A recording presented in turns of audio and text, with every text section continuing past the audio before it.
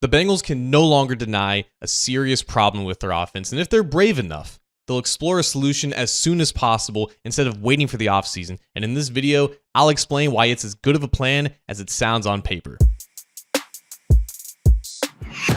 What's up, Bengals fans? John Sheeran of A to Z Sports Cincinnati here, and stop me if you've heard this before, but Joe Burrow is having a phenomenal season despite his offensive line. I know, water's wet, right? But this isn't about the offensive tackles. It's not about Cody Ford having to play for an injured Orlando Brown Jr. It's not about Amarius Mims struggling as a rookie, because he's not. He's actually playing fairly well for a rookie starting right tackle. It's not even about Ted Karras, who, despite his athletic limitations, is still a capable starter at that position. This is about Cordell Volson and Alex Kappa making up arguably the worst starting guard duo in the NFL right now. I wish I was exaggerating, but I really don't think I am. There have been 59 starting guards this season that have taken 200 snaps in pass protection. Do you know where Volson and Kappa rank in pass blocking grade on true pass sets, meaning that there's no screens, there's no play action, there's no gimmicks. It's just a straight up drop back situation and they have to block their guy?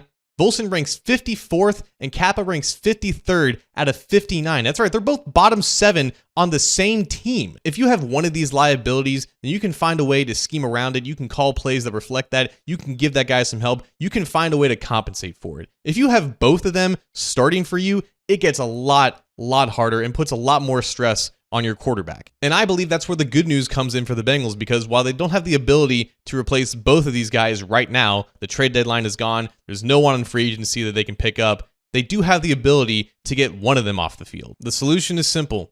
Move Ted Karras to one of the guard spots and insert rookie Matt Lee at center. But wait a second. Matt Lee is this rookie 7th round pick who's played 11 snaps in the regular season. None of them have been at center. He's only taken one pass protection rep this year. All of his snaps have been as the 6th offensive lineman on the edge in these jumbo packages. He hasn't played the position in a real game yet. Why would you want to insert him and ruin the continuity of the interior trio that they have? The reality is continuity gets thrown out the window if it's getting you nowhere in the games that matter. Against the Eagles and the Ravens, both teams are really good pass rushing units that have beaten the Bengals in the last 3 weeks. Kappa and Volson gave up a combined 18 pressures in those games against really competent athletes. The Bengals are going to continue seeing high-end athletes try to pressure Joe Burrow from within, and if they continue to put both Volson and Kappa out there, it's only going to be more difficult. By replacing one of them, just one of them, with Ted Karras, you are getting an upgrade at pass protection. You're not getting a better athlete necessarily. You're not even getting younger at either position if they go left or right here. But you're getting someone who's played both positions before and has played them at a high level in terms of pass protection. You are getting a needed upgrade where it matters the most. And of course, that's only half the equation, right? If Matt Lee can't do what Ted Karras is doing at center right now, then the offensive line still has the same number of liabilities. But I have every reason to believe that Matt Lee, who was a 4 or 5 year starter at the center position in college, who played really well at the position in the preseason and basically beat out Trey Hill for the job that he has now, I believe that he can be a solid pass protector